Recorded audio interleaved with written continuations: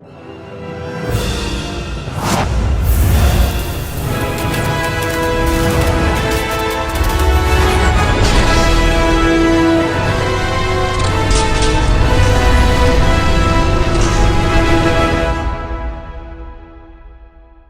going on, everybody? Welcome back to another video, and in today's video we're going to be talking about Deadpool 2. Welcome, guys, to the final installment into the X-Men series of reviews that I've been doing here on my channel. It's been a blast doing these videos, and I hope you guys enjoyed the journey, whichever ones you decided to click on and check out. If you have no idea what I'm talking about, and maybe you're new to the channel or you just clicked on this video even though you're one of my viewers, over the course of the last couple months, I've been slowly covering every single X-Men film that I have yet to cover here on the channel. Up to the point of having started this series, I had already done reviews for things like X-Men Dark Phoenix, Once Upon a Deadpool, and New Mutants, but I had not covered any of the original X-Men films, or most of them, to be completely and utterly honest. So I decided to take on this journey and ask a different YouTuber to join me for each and every single video, as we were going to be covering these as a huge collab series. So not only a big thanks to all of you guys for watching, but also a huge thanks to every single YouTuber who took the time to watch these movies alongside me and join me for an individual review over the course of these months. It's been a lot of fun to do, and I'm very happy to be joined here for the finale of this series by Q Reviews. Once again, a big thanks to him for joining me here. We're going to be hearing from him in just a moment, but let's get into my thoughts on Deadpool 2. Directed by David Leitch, who also directed a short film around Deadpool called No Good Deed, and also directed the music video for Celine Dion's Ashes for this film, and has directed films like Atomic Blonde and Hobbs and Shaw. This film is written by Rhett Reese, Ryan Reynolds, and Paul Wernick, and once again stars people like Ryan Reynolds, Morena Baccarin, Brianna Hildebrand, TJ Miller, Karan Soni, Stefan Kapicic, and also have new faces here like Josh Brolin, Julian Dennison, Zazie Beetz, and many, many more. So this is an interesting one to talk about because I always thought to myself, for me personally, that Deadpool 1, the first movie, is my favorite of the two. And rewatching them so close to one another, even though I knew these films really well, I found myself enjoying the second one a lot more this time around. And I think it just goes to show this is why I don't review movies in a way where I rate them or give them some sort of ranking. Because ultimately, I think with movies and entertainment in general, music, whatever the case may be, the reality of the situation is more often than not, we don't really, fully have the same feelings about something every single time we watch it. You could be a little bit more tired, you could be a little bit more excitable, you could be a little bit more awake, you could be a little bit more attentive, or you could notice things that you didn't notice before, or there are things that maybe you did like at one point that just don't work for you as much anymore. With that said, Deadpool 2 is a good time. It was a lot of fun to go back and revisit these films, both Deadpool and Deadpool 2, all the X-Men films, but both of these films for me are just such special films within the X-Men timeline, even though the timeline is jacked. And let me just touch on that now, because I've made a point about it in every single video, about the timeline just being this incoherent mess, really is the best way to put it. And this movie really is no different in terms of its timeline, but I did mention in my review for the first Deadpool movie that I believe that Deadpool is the only character that can get away with the timeline being muddled. In the first film, he references at one point when they're gonna go to the X-Mansion, are we gonna see Professor Xavier? And specifically says, are we going to see McAvoy or are we going to see Stewart? Making reference to the fact that obviously Deadpool knows about both actors that play both roles, so the timeline doesn't really matter. So in this movie that takes place in modern day, we do see the prequel version of the X-Men in a quick cameo at one point, just further solidifying the inconsistencies in terms of timeline. Now, like I just mentioned, I believe Deadpool and Deadpool 2 are the only films really in the timeline that get a pass on that, and that you can totally buy into why there would be inconsistencies in the timeline, because this film for me really doesn't take place in any set time. It does, but it doesn't. At the end of the day, it doesn't really matter what timeline Deadpool's in, and with the way that this film ends with him literally being able to time travel, that more is solidified as time goes on. Once again, Ryan Reynolds is phenomenal in the role as Deadpool. Wade Wilson, really thoroughly enjoy him in this film. And I remember seeing the movie the first time, and I think like most people, we were all shocked to see that the thing that, gave him the driving force in the first film, the reason he even wanted to be Deadpool, is killed off in the first second of this movie, really, and it just blows my mind. The movie opens, we get some great Deadpool action. He ends up going back home, and he's followed by the individual he was trying to kill, who ends up killing Vanessa, the love of his life. Now she's dead right at the jump, and we get this epic opener with Celine Dion's Ashes, where in the opening credits that are super dramatic, very James Bond-esque, we have, you know, the actual credits on the screen making reference to the fact that the entire audience is probably just like, what the fuck, did you just kill Vanessa? And so, yeah, you know, rewatching the movie, it's like such a bummer because I really enjoyed their relationship, especially in the first film, and, you know, she was essentially just something to fight towards. And then in this movie, it's kind of a similar thing. He's waiting to die over the course of the movie so that he can make his way back to Vanessa in the afterlife. And he gets over there, she pretty much tells him, you're not ready, and that there's something still that he needs to do. Your heart's not in the right place. Wait, hold on, what? Your heart's not in the right place. And that something is Julian Dennison's character, Fire Fist, who is a young boy who's part of this center where essentially he's being treated poorly, he's being molested, he's being abused, and this guy will one day go into the future and become a mass murdering psychopath mutant and ends up killing the family of one specific character, and that is Cable, played by Josh Brolin. And for anybody who's familiar with Deadpool, you know that Deadpool and Cable go hand in hand. I also love really quickly that they make reference to the fact that Josh Brolin is significantly shorter than Cable is in the comic books. When I originally saw this movie or saw that they cast Josh Brolin, I was quite surprised, not because of how badass of an actor he is and how I knew he was going to fit the role in every other way, but specifically because the character is known to be a ginormous, huge character. So it was interesting to see them go in a completely different direction and make reference to that in this movie. But yeah, now Deadpool must work with this young boy, Fire Fist, played by Julian Dennison, and try to bring the good out in him so that the future does not go down the path that it's currently set on, and that Cable will not have to kill this young boy. Along the road, we meet new characters like Zazie Beetz Domino, whose power is literally just luck. She can get herself in and out of any situation based solely on luck, and I really loved how they brought that to life visually. I thought she was fantastic in the role, and I thought that the way that they showed luck in live action was really good, because it's one thing to see it on the comic book pages and, you know, be able to use your imagination, but it's a whole other thing to, you know, actually see it in a live action movie and have it play out in a way that totally makes sense. And I think overall the visual effects team here does a great job. I really enjoyed the look, the feel, the vibe of this movie. The comedy is top notch, the editing is great. I will say on the comedy side of things that one thing that I feel doesn't 100% work for me at times are some of the jokes that are very specific to the time. If you're somebody like me who's grown up, you know, watching all these comic book movies and keeping up with pop culture, and maybe was raised by parents who gave you pop culture of their day and just constantly was, you know, inundating you with that, then you can go into this movie and have no problems with the comedy. But I do feel that about 10 years from now, a lot of the comedy, because it's so specific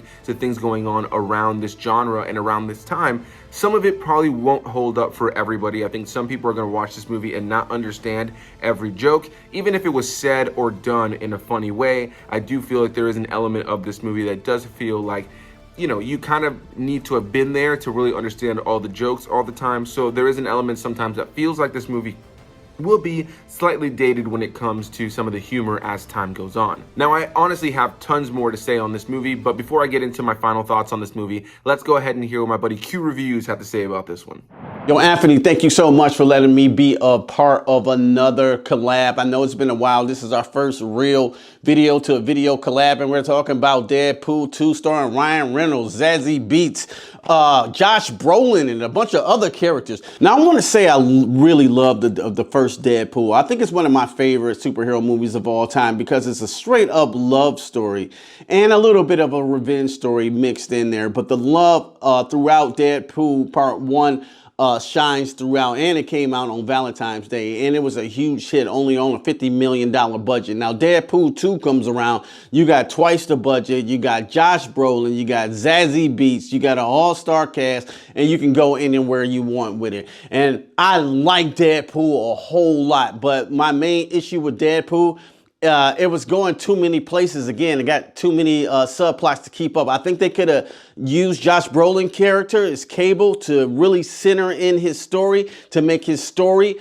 a little bit better and a little bit stronger, because he was just kind of there, you know, in the scene. But Ryan Reynolds always knocks it out of the park as Deadpool again. His gags, his joke, his comedic timing was just as on point as Deadpool 1. Zazie Beetz here as Lucky. I love Zazie Beetz. She's completely beautiful. I love her little makeup scar there. And I think she did a pretty good job. I wanted her to do more too at the same time. Now, the villain of this story, I think it's a kid here who has X-Men power, can almost obliterate people with one hit. I found him a little lackluster as a villain. I know Taika Waititi used him in one of his movies. I forget the name of it, but I didn't. This villain was a little lackluster to me. And then we had a little subplot villain of Juggernaut. I like Juggernaut. Juggernaut, you know, I'm the Juggernaut, bitch. Who don't like fucking Juggernaut? Like, when I first seen this movie, I remember Juggernaut came out, I was like, oh shit, that's Juggernaut, son. Like, you know what I'm saying? The old X-Men,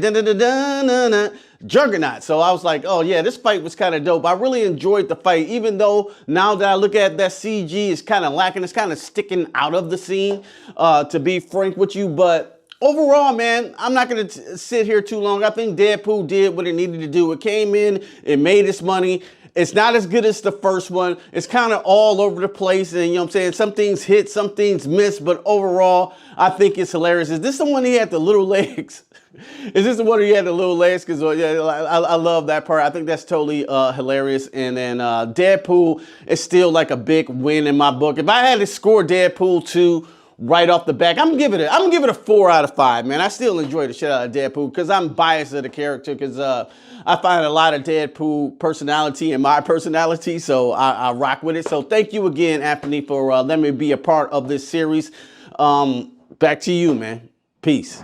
A big thanks to Q Reviews for joining me here in this video. Loved hearing your thoughts, man. And again, thank you so much for being the last guest on my X-Men series of reviews. Again, guys, if you enjoyed these videos, I highly, highly appreciate every single one of you who stopped to check out any of these videos. I want to, as usual, tell you guys, go down below in the description box, check out the link to my guest Q Reviews, go give them some love, let them know I sent you. And for now, let's wrap up my thoughts on Deadpool 2 and wrap up this X-Men series of reviews. Again, thank you guys, everybody who enjoyed these videos and watched these.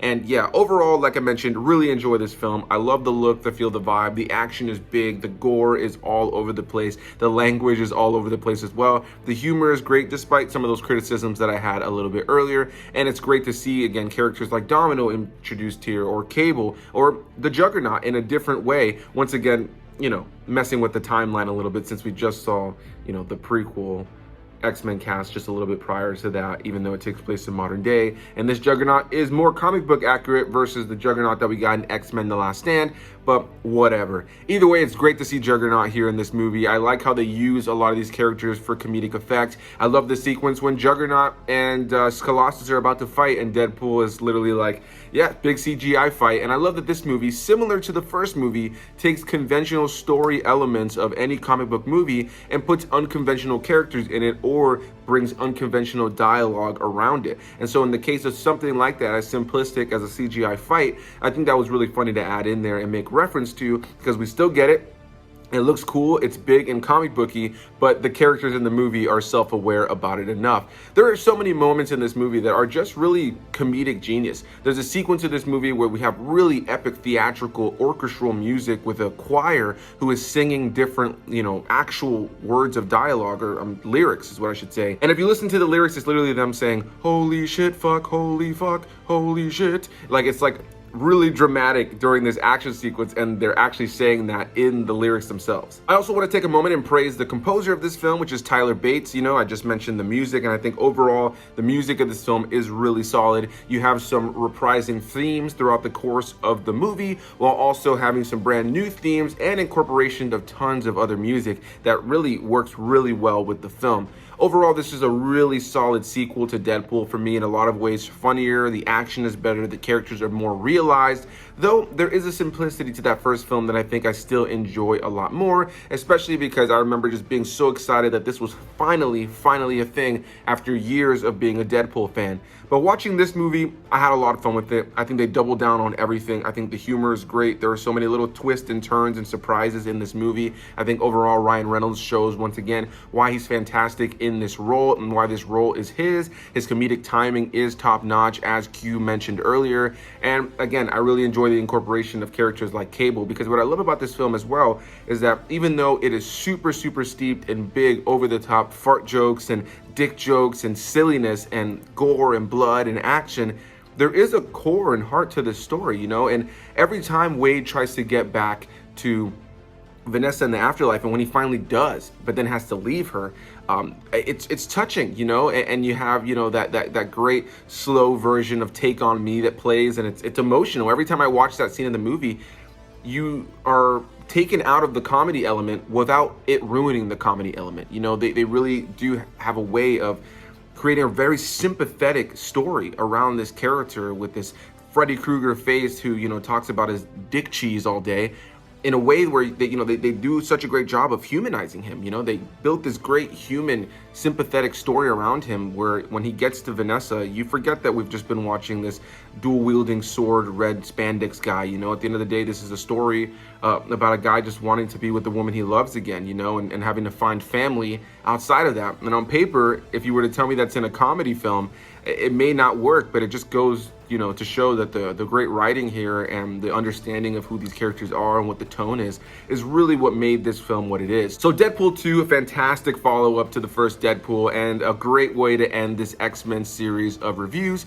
Again, if you're wondering to yourself, Anthony, there are other X-Men films that came out after this, like New Mutants or Once Upon a Deadpool, the Christmas version of Deadpool 2, or things like X-Men Dark Phoenix. Again, I already covered those here on the channel, so I do implore you to go over to my channel, check out the Marvel playlist, and you guys can find the link to every single Marvel movie that I've covered here on the channel, whether it's an X-Men film or not. So a big thanks to you guys for watching. Again, hit that like button, comment your thoughts, subscribe down below, find the link to my guest Q reviews down below and give them some love, and I'll see you guys in the next one.